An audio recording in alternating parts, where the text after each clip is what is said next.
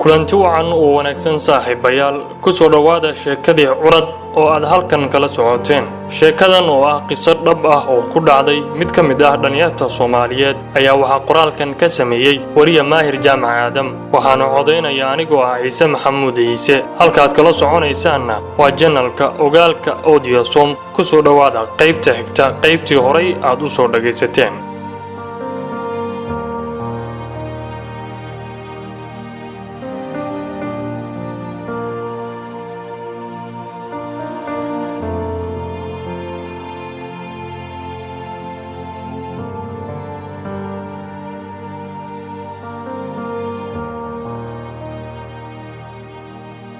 waxaan ka soo wada dhammaanay xaruntii cilaajka, waxaana soo beegsanay si wadar ah dhinaca xaafadda, ayadoo uusan ruuxna kan kala weydiin waxa uu doonayo markaas inuu wax ka ogaado. aamusnaan ayaa lagu yimid gurigii. ninkii adeer ahaa ayaa ila ballamay caawa maqribkii inaan isku aragno xaafadayda.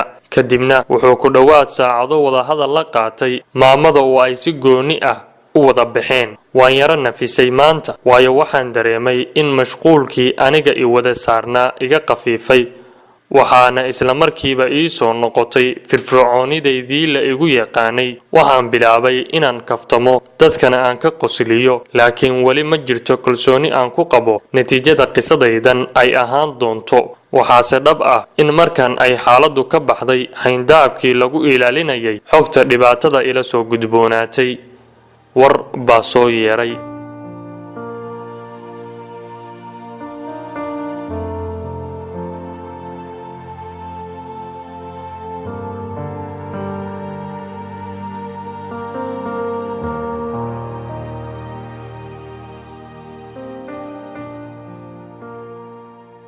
waa war aan aad uga naxay, haddana mar aan jeclaystay. xilli galab ah waxaa timid xaafadda xaaskii Maxamuud oo aad u murugaysan. waxay noo sheegtay in la xidhay Maxamuud oo dacwadii ka tahlay maxkamadda ay sidaa noqotay natiijadeeda. waxayna na siisay xog ah in lacag ka badan 100,000 oo dollar oo dayn ah ay ku yeesheen qolo shirkad ah oo ay wada ganacsanayeen. xogtaas cid kale oo la socotay ma jirto aan ahayn maamada guriga oo uu la wadaagay maalmihii aniga ay dhibta ii curanaysay. war waa kii dheereeyee xogtu waxay wada gaartay dhammaan qoyska iyo ehelka. waxaa ilaa fiidkii soo buuxiyey guriga dad badan oo arrinkan ka soo xog doonay. markiiba waxaa meydhmay dareenkii aniga keli ah igu soo fooraray muddo bilooyin ah.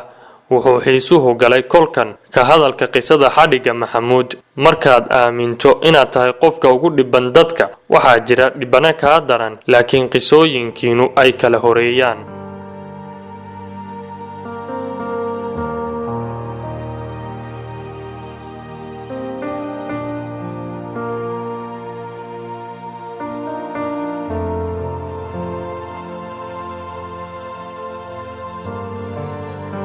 ballankeenii aniga iyo adeer waxaa baajiyay dareenka soo yeeray. kadib waxaan anigu goostay ama qorshaystay inaan caawa xorriyadeeda ka faa'iidaysto. waxaan sii kaxaystay walaashay Sahra.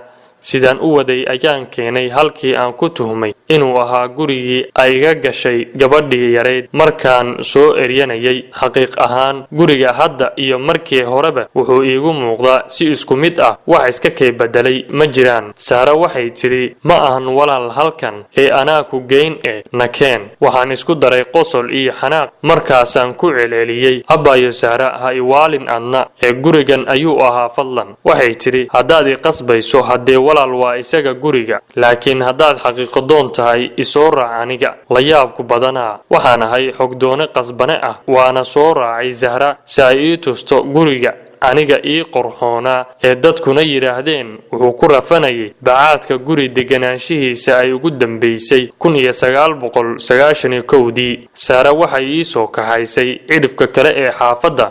intaas waxaan leeyahay heedhe dhankan maba soo aadine aniga Sahraay. ayaduna kelmadahayga isdaba yaal ayay ka cadhaysan tahay oo wax jawaab ah ma rabto inay i siiso ilaa ay igu sinto halka uu ahaa gurigaas ay iga raacday naanaysta ah yarka waalan ee dariska.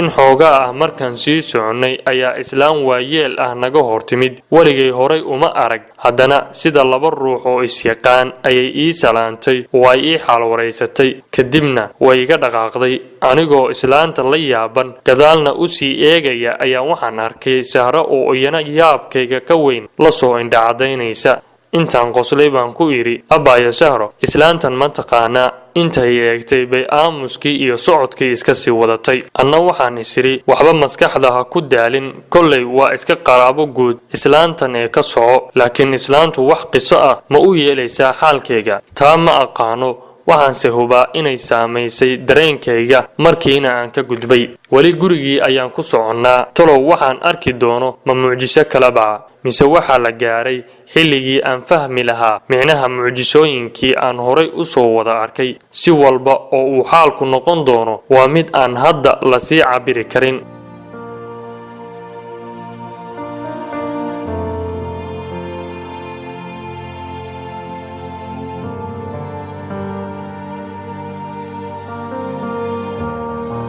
dhinaca kale dhammaan qoyskii waxa la wada aaday halkii lagu xidhay Maxamuud xaafadii waa cidlo sidaa darteed amar degdeg ah oo na soo gaaray aniga iyo Sahra oo ah inaan u cidayno guriga cidlada ah ayaa bedelay jihada socodkeennii inta aan la gaarin gurigii aan ku soconnay ayaan soo laabanay Sahra waxay tiri guriga aan u soconno wuxuu noo jiraa ugu yaraan 4 jibaar ama ka badan inta aan soo soconnay oo 20 daqiiqo ka badnayd anigoo aad u cadhaysan haddana ay u qancinayso waa ballan walaal beri waan ku soo tusayaa gurigaas ayaan ku laabanay xaafadii waxaan iska tagnay qolka fadhiga si aan wax isaga daawanno laakiin waxaan bilaabay inaan Sahra weydiiyo arrimaha boqoradeedii ay maanta isgarab fadhiyeen oo ahayd arrinta labaad ee igu taagan oo aan rabo inaan wax ka ogaado waxay ii sheegtay war aan ka naxay oo ah in wiil ina adeerkeed ah uu soo doonay oo la meheriyay xafladda arooskuna asaga lala sugayo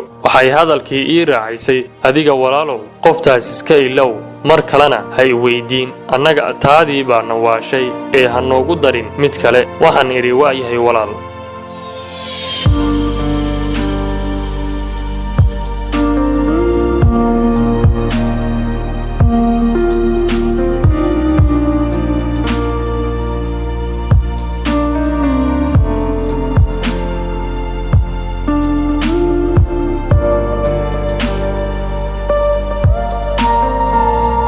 waan sii fadhin waayay agteeda waxaan iska aaday qolkaygii oo mugdi ah markaan damacay inaan daaro laydhka ayuu ii shaqayn waayay waan cabsaday waxaan iska fadhiistay barandada ama dayrka guriga waxaan maqlay shanqar yar oo ah sida laba qof oo murmaya meel dhinaca guriga laabkiisa ah waan istaagay oo si tartiib ah ayaan u soo aaday dhanka ay jabaqdu ka socotay waxaan arkay hal qof oo fadhiya haddana sii jeeda malaha qof kale baa weheliya oo uu ku beegan yahay aad ayaan u cabsaday dadkan maxay yihiin ayaan isleeyahay waayo guriga aniga iyo Sahro cid aan ahayn kuma ogi waan ku dhiiranaan waayay inaan isdul taago dadkaas waana ii muhiim inaan arko cidda ay yihiin haddaba waa inaan si uun waxyeelaa la soco qaybta 10